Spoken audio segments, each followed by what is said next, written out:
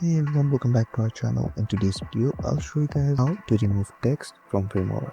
If you have added an unwanted text in a video you are currently editing and it is not adding any value to your video, this video is for you. So first, open the Filmora app on your mobile device. Then select the video where you have added the unwanted text. After selecting the video, you'll see a bar called text.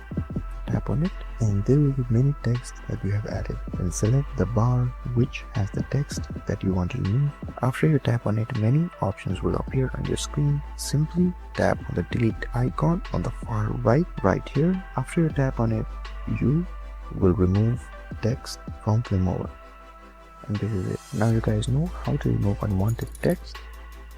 If this video helped you, don't forget to like, share and subscribe, and comment down below if there is anything else I can help you guys with.